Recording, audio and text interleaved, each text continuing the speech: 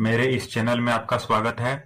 मैं आप लोगों को वीडियो के माध्यम से गणित को बहुत आसान शब्दों में, बहुत आसान तरीके से समझाने का कोशिश करता हूं। इसीलिए आप हमारे चैनल को सब्सक्राइब करें और गणित विषय का पूरा टॉपिक आप प्ले लिस्ट से जाके एक्सेस कर सकते हैं। प्ले लिस्ट का लिंक आपको डिस्क्रिप्शन में मिल जाएगा। आज हम लोग पढ़ेंगे द्विघात समीकरण।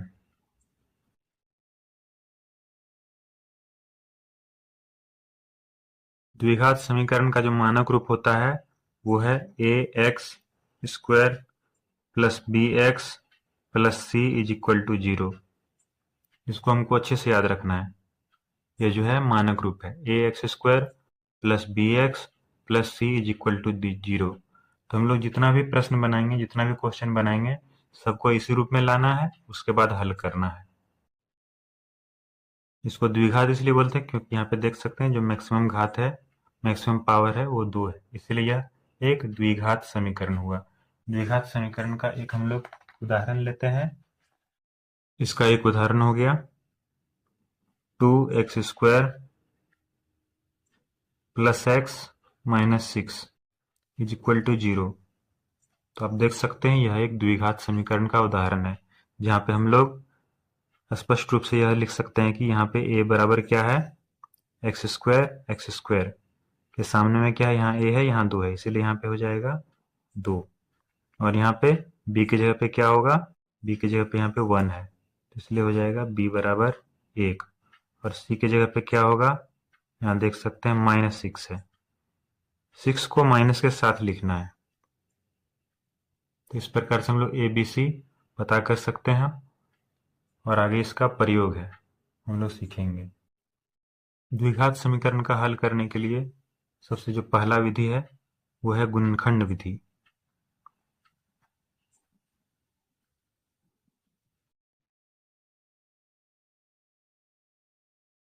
हल मतलब x का वह मान जिससे कि हमारा समीकरण जो है 0 के बराबर हो जाए।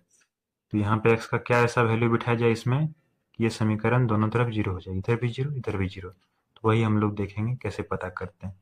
तो इस समीकरण को सबसे पहले हम लोग ऐसे लिखेंगे 2x square plus x minus 6 is equal to 0। अब हम लोग को सबसे पहले यहाँ पे ए बी सी पता करना होता है।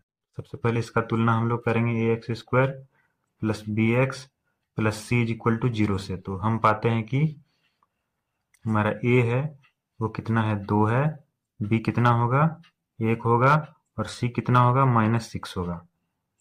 फिर हम लोग क्या करते हैं, ए गुना सी करते हैं। तो ए गुना सी करने पे हमको कितना मिला, 2 गुना माइनस 6 यानी कि माइनस 12। अब इस माइनस 12 को हम लोग दो संख्या के गुना के रूप में तोड़ देते हैं। हो गया 1 गुना 12 प्लस माइनस के साथ। दूसरा लिख सकते हैं 2 गुना 6 प्लस माइनस के साथ। फिर लिख सकते हैं 3 गुना 4 प्लस माइनस के साथ। और कुछ भी नहीं लिख सकते हैं, इतना ही लिख सकते हैं। तो इन्हीं में से हम लोग का उत्तर आएगा। तो उत्तर कैसे निकालना है, तो सबसे पहले इन दोनों को हम लोग जोड़ेंगे और घटाएंगे, जिससे भी हम लोग का b के बराबर हो जाएगा वहां पे हम लोग रुक जाएंगे। तो जोड़ने पे आता है 13, घटाने पे आता है 11। तो इससे आंसर नहीं आया, इसको काट देते हैं। दूसरा, इसमें जोड़ते हैं तो 8 आ जाता है, घटाते हैं तो 4 आ जाता है, इससे भी उत्तर नहीं आया, इसको भी काट देते हैं। इसमें जोड़ते हैं तो 7 आ जाता है और घटाते हैं तो 1 आ जाता है, यानी कि b के बराबर आ गया। इसलिए हम लोग का उत्तर इसी से आएगा। लेकिन अब कौन सा प्लस होगा कौन सा माइनस होगा ये हम कैसे पता करें। सबसे पहले देखना है सी। सी यदि माइनस है इसका मतलब है इसमें से कोई एक प्लस है कोई एक माइनस है। तो कौन सा प्लस है कौन सा माइनस है वो फिर बी से पता चलेगा। बी यहाँ पे प्लस है इसलिए बड़ा वाला जो है सो प्लस होगा। तो 4 जो है वो प्लस है और 3 जो है वो माइनस है, इसलिए इसको हम लोग लिखेंगे फिर से 2x स्क्वायर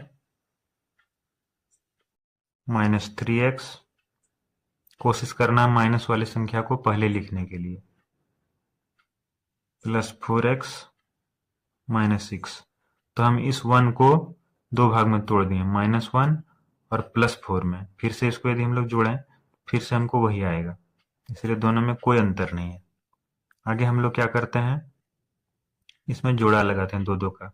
तो 2x square minus 3x bracket में ले लिए, फिर प्लस 4x माइनस 6 को ब्रैकेट में ले लिए और बराबर 0 कर दिए। फिर से यहाँ पे कॉमन हम लोग ले सकते हैं x, तो हो गया 2x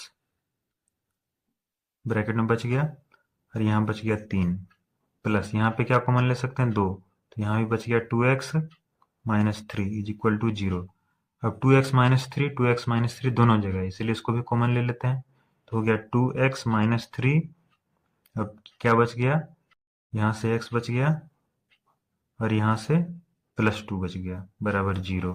तो हम लोग का गुणनखंड हो चुका है, हम लोग को बस शून्यक निकालना है। तो शून्यक निकालने के लिए देखिए यहाँ पे दो संख्या का गुना बराबर 0 है, यानी कि या तो ये 0 है या फिर ये 0 है, लेकिन हमको पता नहीं क्या 0 है, इसलिए दोनों को हम लोग 0 बराबर कर देंगे। तो 2x माइनस 3 बराबर 0 या x plus 2 is equal to 0। और फिर यहाँ पे ये माइनस में इधर जाकर प्लस हो गया, तो 2x इज इक्वल टू 3 या x इज इक्वल टू इधर प्लस में इधर जाकर माइनस हो जाएगा माइनस 2। फिर से इसको हम लोग लिखेंगे x इज इक्वल टू इधर मल्टीप्लाई में है, गुना में इधर भागा में हो जाएगा, तो 3/2 या x बराबर -2। तो हम लोग का उत्तर आ चुका है, x बराबर 3/2 है और x बराबर -2। ये दो ठो हल आया। तो किसी भी द्विघात समीकरण का दो हल आता है, यह है गुणनखंड विधि।